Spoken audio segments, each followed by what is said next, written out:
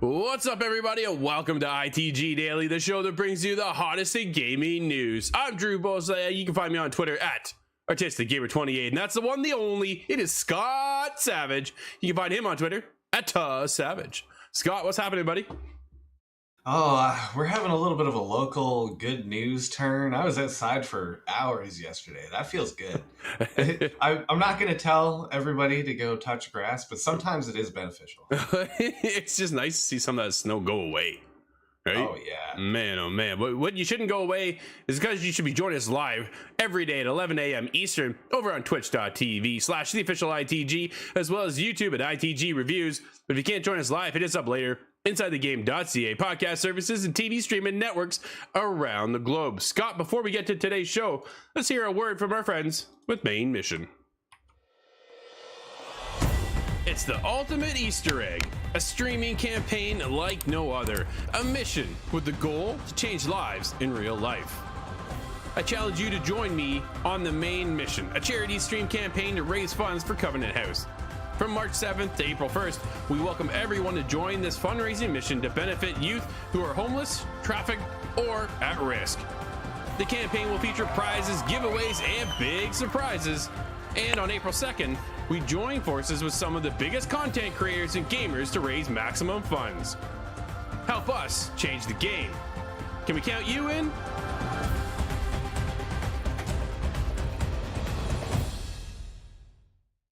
That's right. April 2nd is the charity stream for Main Mission.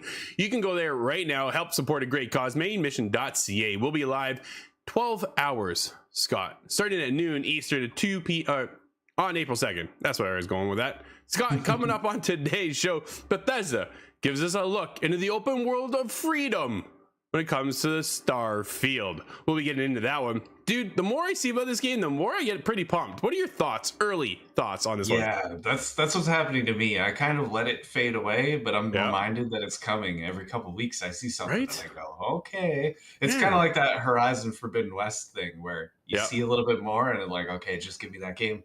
Yeah, that's right. Absolutely. We're also getting news on EA Play Live event has been canceled, and Elden Ring is in the news again, like 12 million times.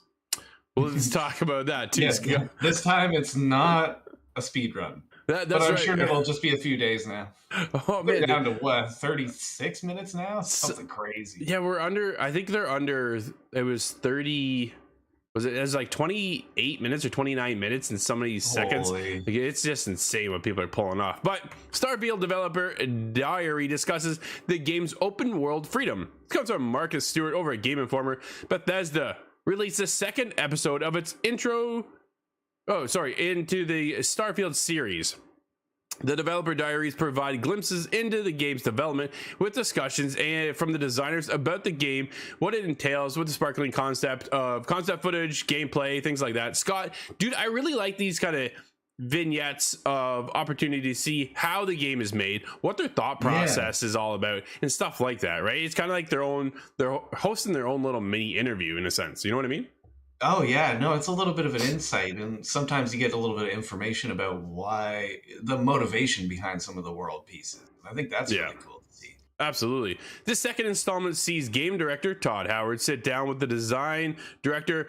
There's 4 of them all together, Scott, accomplishing that relies in part on how players can interact with the game's factions as well as individuals, with the team chatting up Starfield's sophistication persuasion system. That was the big focus on making sure that they even went as far as going back all the way to Oblivion, Scott. They talked about Oblivion being somewhat of a focus of that time period coming into Starfield, and how your choices have weight and consequences. And we're always big fans of, having a decision, have an actual outcome, and not just push the story forward. We see that a lot with Quantic Dream and what those guys, that whole team over there, create, because there's always so much weight in the decision of, which opportunity do you want to go with, which piece of dialogue do actually matters, right? Because there's always some kind of consequence. And I think that's what we're going to get here with Starfield.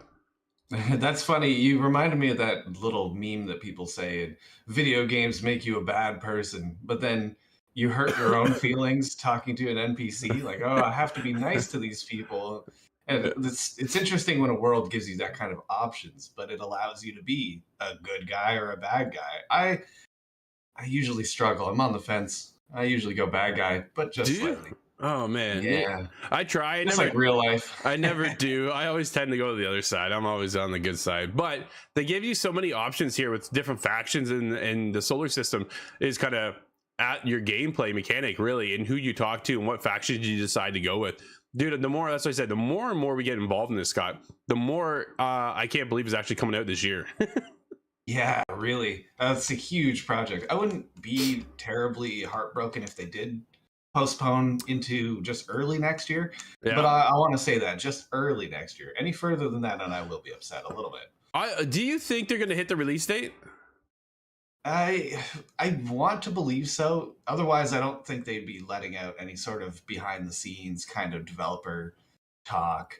I think there would be hints in those. if nothing else. Yeah, I think You I know, think if one of them is talking about it's really hard to kind of put together these worlds, hey, we're having some difficulty without yeah, saying it exactly, sure. but it seems like it's confidence, just nothing but confidence so far. It's well, I think that's what kind of shines through and why they're doing these things is that they're lined up for November 11th. That release date, I think, is locked and loaded, ready to go. They're just sitting there working on like the following, the finishing stages, kind of polish and all that kind of good stuff, right? Do you think we're gonna get the Bethesda jank we've been having in the past, Scott?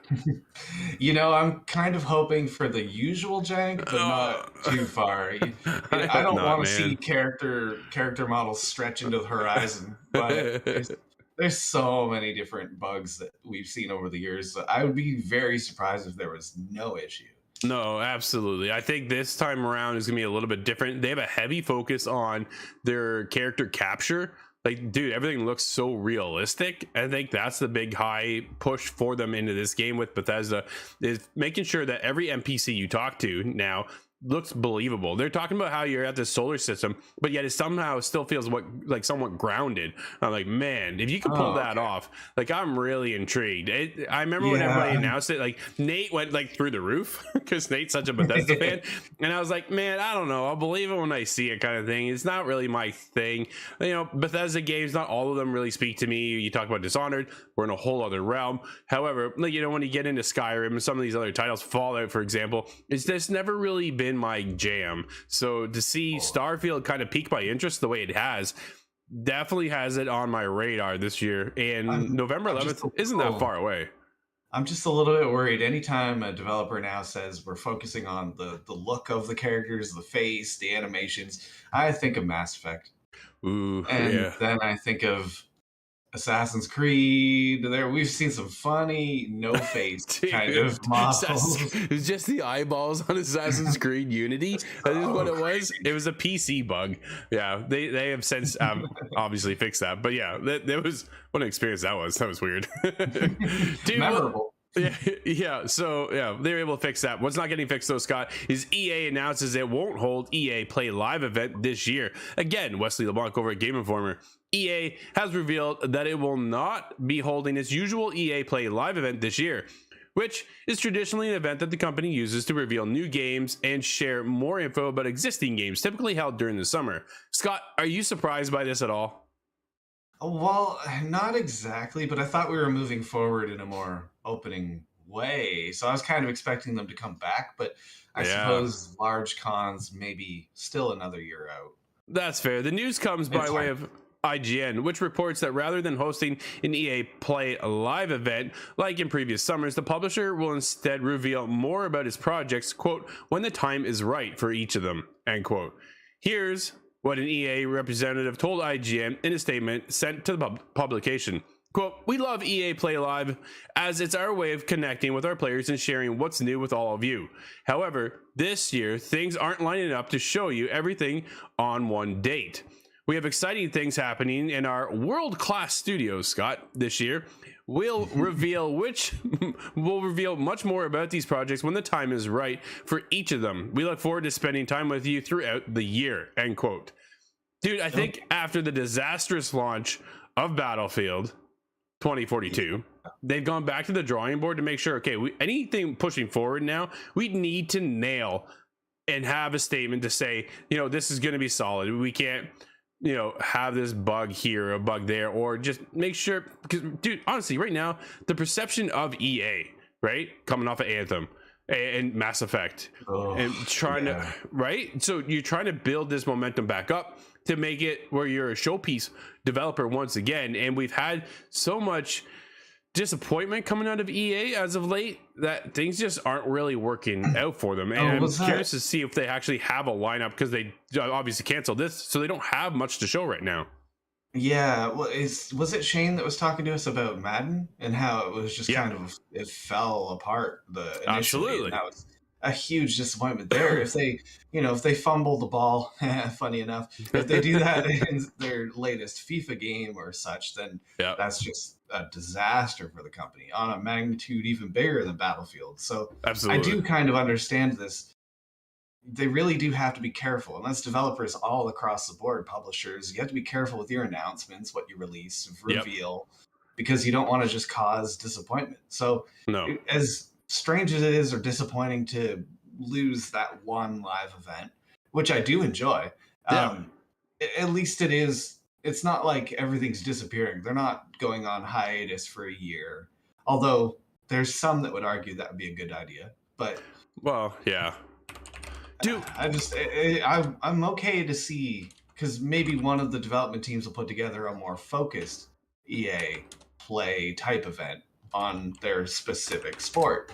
And that right. could offer a lot more detail in the case of those people that are interested, because just like how there was the GT7 presentation and it was really for the car guy, Yeah. you have the ability to do that with each of their kind of sub projects. Yeah, they could definitely go the state of play route, right? Like later today, we'll be live streaming Hogwarts Legacy at 5 p.m. Eastern. Make sure you swing back. We'll be here doing that. Yeah, I did not, dude. I told my kid, and he's like, "I'm watching the stream, Dad. I'll be there. What time?" So he'll be joining us as well, not live, but in the stream. However, Scott, over your shoulder, he probably wouldn't mind, but he's not here right now. So I was taking a look, because last year at the EA Play Live event, we did see Grid Legends showcased, and came out this year to a Metacritic score of 77. So not everything over in the realm of EA is not doing well, right? Grid Legends, I think, is a definitely a turning point for the studios, for the company, and one of the highs of that company right now over at EA, where we're just kind of waiting around to see what is next and what can blow our minds away. We are talking about Dragon Age. That's the newest one we've heard rumblings about, that they are working on it. You know, we also saw Mass Effect is in development, but it's so early, we're not going to see anything about the next Mass Effect for years. So I would like somebody just to show the storyboard for it. You know, that I would be much more satisfied with that than any sort of technical thing, because like I just mentioned Mass Effect and how that kind of dropped. But it's I want to know if it's Andromeda 2 or if it's Mass Effect 3 2, or if it's Mass Effect 4. Who knows? At this point, Scott, would you be opposed to them going with just Mass Effect and starting over? Oh, that would be interesting. Just as long as it's a story that's kind of independent. But because if it has Shepard and you're going about and the universe is just not in trouble, then it kind of seems weird. But sure. There's a huge amount of side stories you could do. You could do prequel even. There's the war with the Turians. There's a lot of different things you could go for. I'm excited for a new Mass Effect. Definitely some options. I'm wondering if this will be the Mass Effect that pulls me in. We will see, Scott. I hope for you. One game that pulled you in and 12 million others was Elden Ring. Sells 12 million copies in less than 3 weeks. From Software is expanding the brand beyond the game. Dude, Wesley LeBlanc on fire today. Holy, this is another one from him. Elden Ring. That has to be a record, though. On our show, I think so. Yeah. No, I mean the 12 million.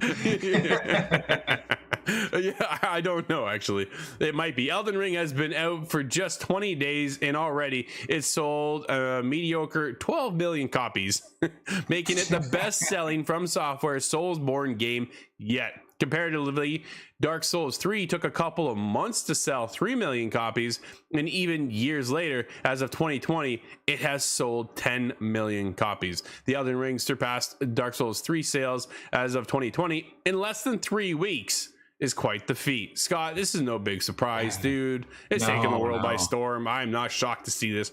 12 million copies. That is massive. Congrats From Software, though. Yeah. Oh, yes, absolutely. I hope each of the members of the dev team have their own yacht now, because it is well deserved, really. And this is the 4th, 5th. You could argue it's a far out consecutive victory for them. So they've established themselves kind of in the pantheon of game developers now, next to CD Projekt Red, I'd say, just based on mass appeal. And it's not super surprising that they hit 12 million, although I wonder when it'll stop. But it's more of like, well, how the why is more important to me, kind of. Why did this game sell versus Dark Souls 3? I think Dark Souls has kind of been niche subgenre of games for, although it's massively popular, it's kind of a small group of people that play it. Yeah. And I think that the doors opened a little bit with Sekiro, but I think Elden Ring just blew the doors open. Everybody and their brother knows about this game. Absolutely. Scott, what people don't really know about is what X Defiant is up to as they drop the Tom Clancy name. Yeah. This comes from the Ubisoft. This comes from Michael at PSU. Multiplayer arena shooter X Defiant has given the boot to the Tom Clancy branding, Ubisoft has revealed. Really? Because, man, they bank on that name for so many games. It's just nuts. Yeah. But for those out of the loop, X Defiant features a number of characters and maps spanning multiple Tom Clancy franchises, such as Ghost Recon, Splinter Cell, and The Division. However, Ubisoft has now decided that new factions will be brought in from outside the Tom Clancy universe. And while we've yet to receive details on these, the company has opted to ditch the Tom Clancy branding. Scott, who else are they bringing in? Yeah, that's what I'm really not sure. Is this a creative decision where they're just able to come up with their own kind of backstory team? Maybe. Or are they really just pulling from another series? But you can't exactly do that unless you have the right licensing and everything. Yeah, like I'm curious now. I'm going in the back of my mind what Ubisoft has in their library of who else they're going to be pulling from.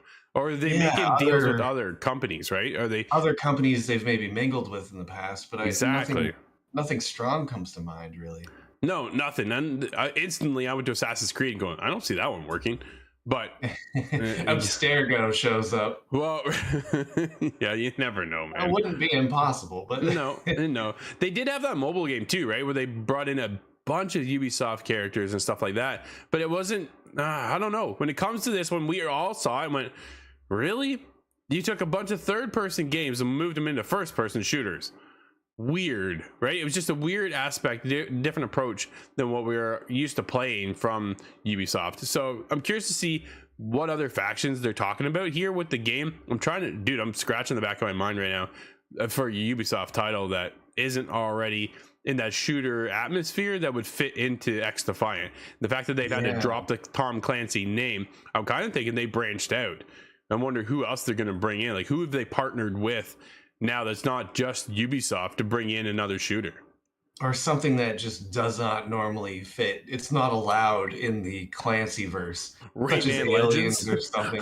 hey, Rayman shows up. Right? That could be a little weird, but yeah, absolutely. He did show up to fight with Mario, did he not? So he did. So you never know what's going to happen. Collaborations out there, yeah. Absolutely. Here's a new collaboration coming out of Google. Google unveils this B2B cloud gaming platform built with Stadia tech.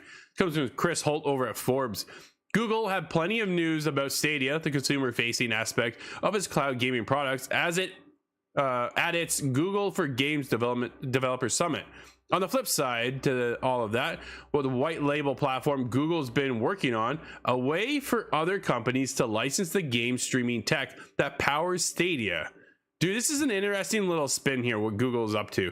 Previously, this is something we had kind of predicted, but I think this is exactly what we predicted, just in a bit of a cleaner speak. I think so, yeah, more like layman's terms. That B2B offering was believed to be known as Google Stream.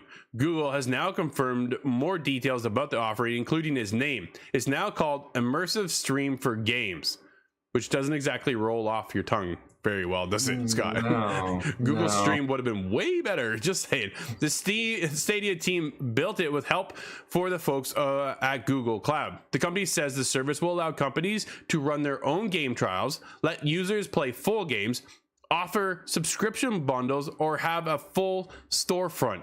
Dude, this is a unique approach to what they're building upon, because I think we've seen Stadia, dude, just ebb and flow, right? Like up and down. 1 minute we're on a high with Stadia, the next minute we're all scratching our heads going, what is going on over there? And then we're back into this. Now this is out here. In other words, publishers might be able to run their own versions of Stadia with their own libraries of games, branding, and custom user interface.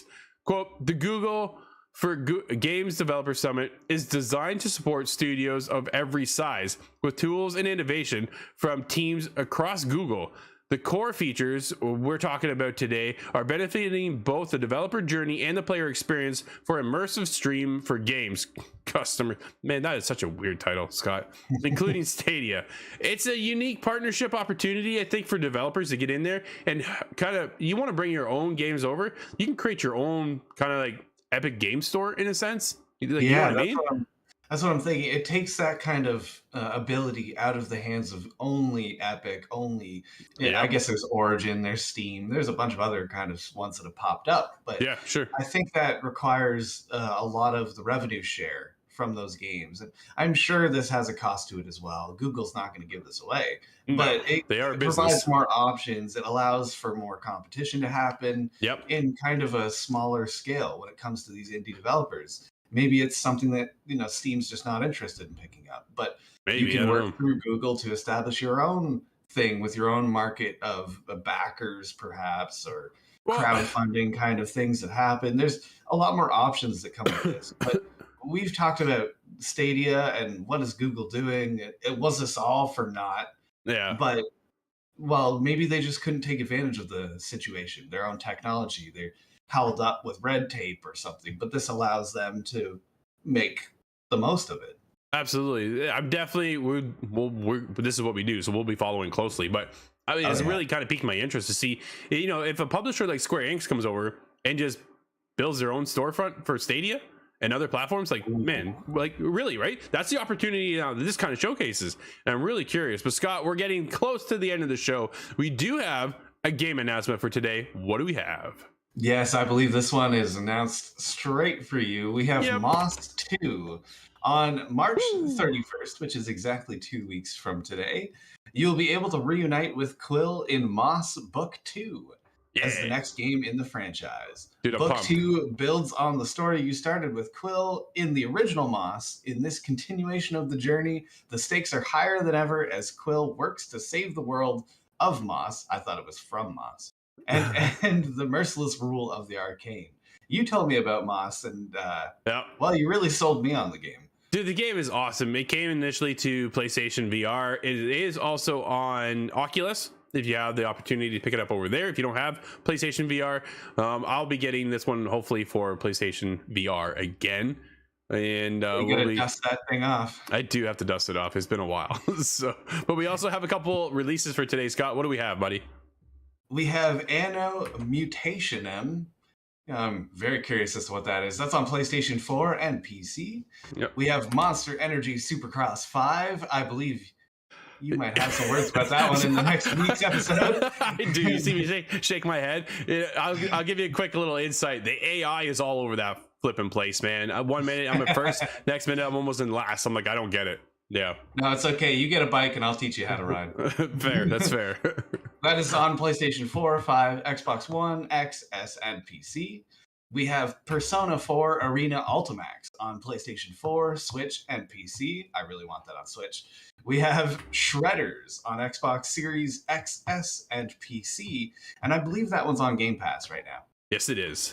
Definitely check that out. Scott, everybody, thank you for hanging out with us. This has been ITG Daily, the show that brings you the hottest in gaming news. You can always join us live over on twitch.tv/theofficialITG, as well as YouTube at ITG Reviews. But if you can't join us live, hit us up later. InsideTheGame.ca, podcast services and TV streaming networks around the globe. I'm Drew, that's Scott. We'll see everybody tomorrow inside the game.